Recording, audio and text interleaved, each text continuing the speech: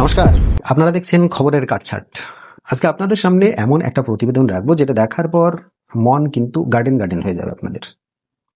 প্রতিবেদনটা কি বলুন তো? প্রতিবেদনটা হচ্ছে বাংলাদেশ একটা সময় ভারত এবং পাকিস্তানের মধ্যে যখন মানে একটা ছোটখাটো যুদ্ধ হয়েছিল, অপারেশন সিন্দুর চলছিল, সেই সময় কিন্তু বাংলাদেশ খুব হেসেছিল একটা কথা নিয়ে। কি কথা বলুন তো?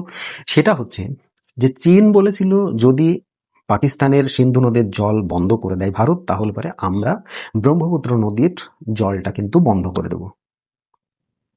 এতে বাংলাদেশিরা কিন্তু বেশ লাফিয়েছিল, দেখ কেমন লাগে, এই একটা কথা বলেছিল। আজকের ডেটে তারা নিজের গালেই থাপ্পড় মারছে। কারণটা কি? কারণ হচ্ছে এই ব্রহ্মপুত্র নদীর ওপর যদি চীন বাদ দেয়, তাহলে ভারত সরকারও কিন্তু বলে দিয়েছে যে আমরাও এই নদীর ওপরে বাদ দেবো। চীন বাদ দিলেই আমরা কিন্তু অরুণাচলে আমাদের এই নদীর ওপরে আমরাও আর একটা বাদ দেবো। কারণটা কি? যখনই চীন তার নদীর বাঁধের গেট খুলে দিয়ে আমাদের বেশি জল সাপ্লাই করবে, আমরা সেই মুহূর্তে আমাদের সেরকম ভাবে প্ল্যানিং করে আমরা আমাদের বাঁধটাকে রেডি করে রাখতে পারবো। তো এটা স্বাভাবিক। কিন্তু এর জেরে বাংলাদেশের কি ক্ষতি হবে? আপনারা সকলেই জানেন ব্রহ্মপুত্র নদীর উৎপত্তি হয়েছে তিব্বতে, চীনে কিন্তু নয়। তিব্বতে উৎপত্তি হয়েছে এই নদীটি। তিব্বতের মধ্যে দিয়ে এসে আমাদের অরুণাচল প্রদেশে প্রবেশ করেছে এবং অরুণাচল প্রদেশ থেকে আমাদের আসাম হয়ে, মেঘালয় হয়ে বাংলাদেশের মধ্যে ঢুকেছে। এবার বাংলাদেশ হচ্ছে এই নদীর ভাটির দেশ। মানে এই নদীতে ওপরে যে যত বাদ দেবে বাংলাদেশের জন্য তত ক্ষতি। আর আমরা সকলেই জানি যে বাংলাদেশ হচ্ছে একটা নদীমাতৃক দেশ। এই নদীর জল যদি বাংলাদেশে কম হয়ে যায় তাহলে ওরা খেতে পাবে না। এটা আমাদের কিন্তু প্রত্যেকের জানা।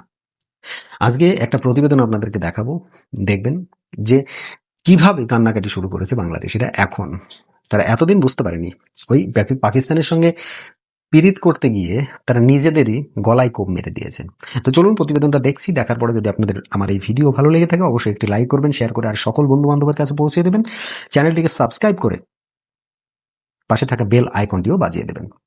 তো চলুন প্রতিবেদন দেখে আসি। বাংলাদেশের বিভিন্ন প্রধান নদীর পানির অন্যতম যোগানদাতা ব্রহ্মপুত্র নদ। এই নদীর উজানে চীন পৃথিবীর সর্ববৃহৎ জলবিদ্যুৎ কেন্দ্র ও বাঁধ নির্মাণ কাজ শুরু করেছে। ফলে নদীর ভাটিতে অবস্থিত বাংলাদেশের উপর পড়তে পারে বিরাট প্রভাব। মঙ্গলবারের বিশেষ আয়োজন ইটিভ এক্সপ্লেইনারের অতিথি বিশ্লেষক জাহিদ আল আসাদ জানাচ্ছেন বিস্তারিত। ভারত ও বাংলাদেশের আপত্তি উপেক্ষা করে আঞ্চলিক অভিন্ন নদ ব্রহ্মপুত্রের উজানে 168 বিলিয়ন মার্কিন ডলার ব্যয়ে বিশ্বের সর্ববৃহৎ বাঁধ নির্মাণের কাজ শুরু করেছে চীন।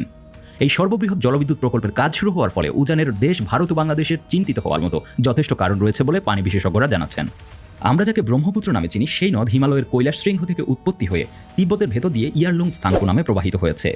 অতঃপর ভারতের অরুণাচলে এসে প্রথমে সিয়ং ও পরে ব্রহ্মপুত্র নাম ধারণ করে আসাম হয়ে বাংলাদেশের কুড়িগ্রামে প্রবেশ করেছে। এরপর বাংলাদেশের বুক চিরে বঙ্গোপসাগরে পড়েছে 1760 মাইল দীর্ঘ ব্রহ্মপুত্র নদ। চীনের এই জলবিদ্যুৎ বাঁধটি বিশ্বের বৃহত্তম পরিকাঠামো হিসেবে ইতিমধ্যে স্বীকৃত। নির্মাণ কাজ শেষ হলে কেন্দ্রটি প্রতি বছর 30 কোটি মানুষের জন্য 300 বিলিয়ন কিলোওয়াটের বেশি বিদ্যুৎ উৎপাদন করতে পারবে বলে ধারণা করা হচ্ছে। 2020 সালে যখন চীন প্রথমবারের মতো আনুষ্ঠানিকভাবে ওই বাঁধ নির্মাণের ঘোষণা দিয়েছিল, তার কিছুদিন পরেই ভারত পাল্টা বাঁধ নির্মাণের কথা ভাবতে শুরু করে। এভাবে চীন এবং ভারতের উত্তেজনা ব্রহ্মপুত্র নিয়ে নতুন মাত্রা পেয়েছে। তবে বিশেষজ্ঞ এবং জলবায়ু আন্দোলনকারীরা সতর্কবার্তা দিয়ে বলেছেন, হিমালয় অঞ্চলে দুর্বল পরিবেশ এবং অতীতের ধ্বংসাত্মক ভূমিকম্প ও বন্যার ইতিহাসের প্রেক্ষাপটে দুইটি বিশাল বাঁধের উপস্থিতি এই অঞ্চল এবং আশেপাশের কয়েক কোটি মানুষের বসবাসে হুমকি সৃষ্টি করবে। চীন এই বাঁধকে একটি কৌশলগত অস্ত্র হিসেবে ব্যবহার করতে পারবে, যার মাধ্যমে বিশেষ পরিস্থিতিতে পানি নিয়ন্ত্রণও করা যেতে পারে। বিশেষজ্ঞরা জানাচ্ছেন, এই বাঁধের কারণে ভাটির ভারত ও বাংলাদেশের শুষ্ক মৌসুমে পানির প্রবাহ ব্যাপকভাবে কমে যেতে পারে, আর তাতে করে কয়েক কোটি মানুষের জীবন ও জীববৈচিত্র্যে ব্যাপক আঘাত আসা সময়ের অপেক্ষা মাত্র। ইতিপূর্বে চীনের এই বাঁধ নিয়ে পানি বিশেষজ্ঞ অধ্যাপক আইনুন নিশাত বিবিসি বাংলার এক সাক্ষাৎকারে জানিয়েছিলেন, ওই জায়গায় জলাধার নির্মাণের মাধ্যমে বাঁধ দিয়ে পানি নিয়ে যাবে ইনার মঙ্গোলিয়ায়, যেখানে পানির সংকট রয়েছে। ফলে ভারতে পানির প্রবাহ কমবে, তাতে বাংলাদেশের উপরও প্রভাব এসে পড়বে। বাঁধ নির্মাণের সম্ভাব্য কী ফলাফল বাংলাদেশের উপর পড়বে সে বিষয়ে বিস্তারিত সমীক্ষার প্রয়োজন রয়েছে বলে মনে করছেন যৌথ নদী কমিশনের সদস্যরা। ব্রহ্মপুত্রের পানি নিয়ে ভারত ও চীন যখন টানাটানির খেলায় লিপ্ত, তখন অনেক বিশেষজ্ঞ বলছেন এর সবচেয়ে নেতিবাচক প্রভাব পড়বে বাংলাদেশের কয়েক কোটি মানুষের উপর। কারণ ব্রহ্মপুত্র প্রতি বছর বাংলাদেশে মোট পানির 65%-এরও বেশি সরবরাহ করে। ফলে পানি প্রবাহ কমলে বাংলাদেশের বুকে পলির প্রবাহ হ্রাস পাবে। জাতিসংঘের পানি কনভেনশন সহ সকল আন্তর্জাতিক আইনের তোয়াক্কা না করে উজানের দেশগুলো ভাটির দেশের উপর আন্তঃসীমান্ত নদীর পানিকে অস্ত্র হিসেবে ব্যবহার করতে দেখা যাচ্ছে। যেহেতু আমাদের উজানে দুই পরাশক্তি ভারত ও চীনের অবস্থান, সেহেতু বাংলাদেশকে গুরুত্ব দিতে হবে পানি ব্যবস্থাপনার দিকে। একই সাথে কূটনৈতিক উপায়ে নিজের পানির হিস্যা বুঝে নিতে হবে বলে পরামর্শ দিচ্ছেন বিশ্লেষকরা। তো বন্ধুরা দেখলেন প্রতিবেদনটা, এটাই তো বলি যে যখন কোনো কিছু করবে, একটা কথা আছে না যে ভাবিয়া করিও কাজ, করিয়া ভাবিও না। তাই আগে ভেবে নিতে হয় যে আমরা কি করছি আর কেন করছি, ভবিষ্যতে এর ইম্প্যাক্ট কি পড়তে পারে আমাদের উপর। তাই বাংলাদেশিদের জন্য এটা সবচাইতে বড় সাজেশন, আগে ভেবে তারপরে কাজ করবে। একটা সময় যে দাঁত বের করে হাসছিলে, আজকে সেই দাঁতটা গেল কোথায়? কেন কান্নাকাটি শুরু হলো? দুই দেশের দাদাগিরিতে কেন নিজের দেশের ক্ষতি হচ্ছে সেটা এতদিন মাথায় ঢোকেনি যে চীন যদি বাদ দেয় তাহলে ভারতও বাদ দেবে, ভারত যদি বাদ দেয় তাহলে বাংলাদেশের কিছু করার নেই, নদীর জল প্রায় শুকিয়ে যাবে। যাই হোক বন্ধুরা, এদের উচিত শিক্ষা দেওয়া হয়েছে কিনা সেটা আপনারা কমেন্ট বক্সে লিখবেন। আর আমার এই ভিডিওটি ভালো লাগলে একটি লাইক করে শেয়ার করে দেবেন আরো সকল বন্ধু বান্ধবের কাছে। আজকের মতো ভিডিও এখানে সমাপ্ত করব। সকলে ভালো থাকবেন, সুস্থ থাকবেন, ধন্যবাদ।